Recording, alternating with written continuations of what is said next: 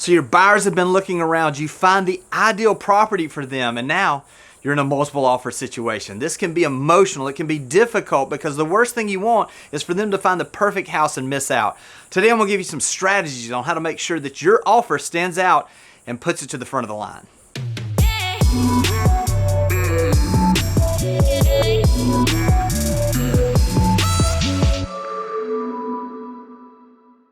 So there's been these number of times in my career where I've had buyers where I've been showing them property, we find the perfect place, and then they get in a multiple offer situation and they lose out. They don't get their offer chosen.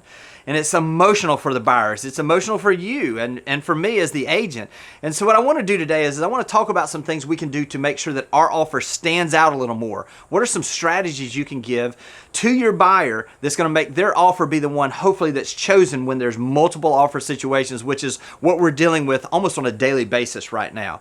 So the first thing is this: it's not even about the buyer. What are the seller's needs? This is a time when you can call the listing agent and ask, hey, would offering an extra week for the sellers to have to vacate the property take some pressure off of them? Hey, are the sellers got a time frame when they're leaving town or they want to be out of this house where maybe I could lease it back to them for 15 to 20, 30 days? You see, when you begin to make something, a situation, more attractive to the seller, a lot of times the terms can be just as important as the price. The second thing is, make sure you put your best offer forward right out of the gate. You see, what can happen sometimes, I've had buyers that have said, well, listen, I want to keep a little bit powder, so to speak, dry, so that if they come back and they negotiate with us, that we've got somewhere that we can move up with. And they've missed out. I will tell you this, it's typically like anything else. We're gonna get one shot at this. So we wanna make sure we've got the best terms possible. We've got all of the contingencies that we can have removed. We've got them removed.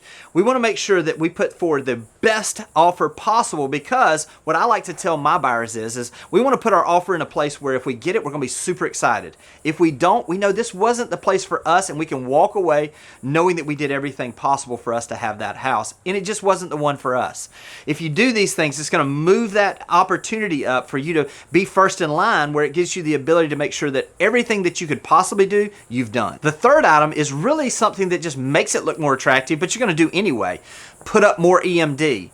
Make sure that you're putting up enough earnest money that it shows that you're serious about buying this place. Make sure it shows that if the contingencies are removed and you were to not close, there's some compensation that's there for that seller. You see, when you make it where you show that your earnest money is put up and that it's towards the purchase and you're not holding anything back, it shows how serious you are to the seller. The next step is try to be prepared where you can be the first offer in. A lot of times what can happen is if a seller gets 4, 5, 6 offers, it's hard to keep them all separate, but they remember that first offer. Make sure you try to get your offer in first, because sometimes when you get your offer in first, if they don't have anything else to do, they'll just choose to negotiate with that first offer. Again, you want to make sure that you're prepared. You've got everything in place so that when that property comes on the market, immediately you can take action. Last but certainly not least, don't be afraid to submit an emotional letter about why this house is perfect for your buyer. You see, what can happen is it gets to be just numbers, and it's just multiple different offers that are there, and they're just numbers that the seller's looking at. But if you put together a letter that tells kind of the story of the family, why this house is perfect for them, what you're looking forward to, all of a sudden that emotional tie gives you the opportunity to be recognized and be different from all the other offers. So let me wrap this up. Ultimately, you've got to put your best foot forward. Ultimately, you want as clean of an offer as you can get. Ultimately, you want to make sure that you're ready when the property comes available so that your buyer can act immediately. And then, if you've got an opportunity, make sure that you're emotionally trying to tie the seller to these buyers. When you do those things, it's not every time, but it's going to give you the best opportunity possible to find the perfect place for your buyers. I hope this is helpful, and I'll talk to you soon.